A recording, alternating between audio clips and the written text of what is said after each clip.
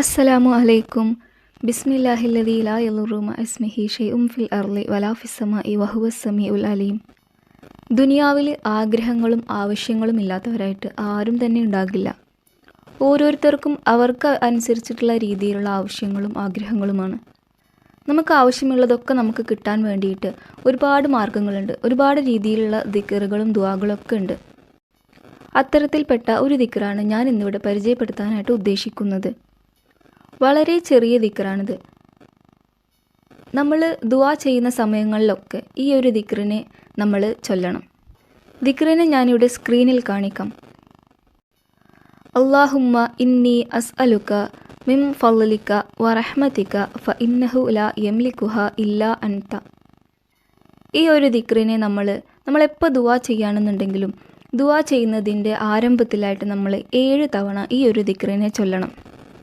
അല്ലാഹുമ്മ ഇന്നി അസ്അലുക മിൻ ഫളലിക വറഹ്മതിക ഫഇന്നഹു ലാ യംലികുഹ ഇല്ലാ അൻത. ഇങ്ങനെ ഇതേ പ്രകാരം 7 തവണയാണ് ചൊല്ലേണ്ടത്. ഇങ്ങനെ ചൊല്ലിയതിന് ശേഷം നമ്മൾ ആത്മാർത്ഥമായിക്കൊണ്ട് നമ്മുടെ ദുആ പടച്ച റബ്ബിലേക്ക് നമ്മൾ ആവശ്യപ്പെടുകയാണ് വേണ്ടത്. നമ്മൾ ദുആ ചെയ്യുകയാണ് വേണ്ടത്.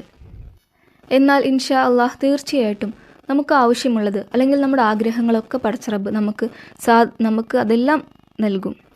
നമ്മുടെ ആവശ്യങ്ങളൊക്കെ പൂർത്തീകരിച്ച് നൽകും.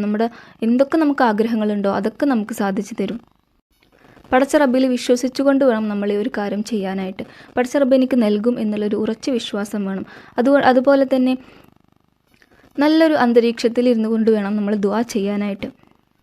വുളുവോടുകൂടെ ഖിബിലക്ക് മുന്നിട്ടിരുന്നു കൊണ്ട് കൈകൾ ഉയർത്തി പടച്ച റബ്ബിനെ മാത്രം ഓർത്തുകൊണ്ട് നമ്മൾ ഈ ഒരു ദിക്ർ 7 തവണ ചൊല്ലിയതിന് ശേഷം നമ്മുടെ ആവശ്യങ്ങളും ആഗ്രഹങ്ങളൊക്കെ പടച്ച റബ്ബിനോട് ചോദിക്കുക.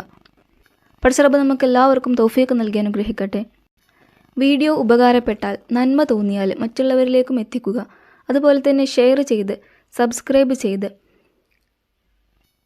ഈ ചാനലൊന്ന് സപ്പോർട്ട് ചെയ്യുക. നമ്മുടെ എല്ലാവരുടെയും ഹലാലായ ആഗ്രഹങ്ങളും ആവശ്യങ്ങളും ഒക്കെ പടച്ച റബ്ബിന് മാത്രമേ അറിയുകയുള്ളൂ. നമ്മുടെ മനസ്സുകളിൽ നമ്മൾ എന്താണ് ആഗ്രഹിക്കുന്നത് എല്ലാം പടച്ച റബ്ബിന് മാത്രമേ അറിയുള്ളൂ.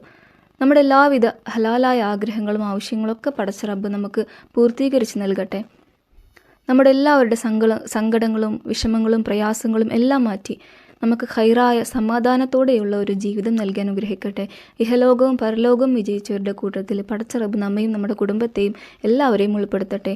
ആമീൻ ബിറഹ്മതിക യാ അർഹമർ റഹീമീൻ.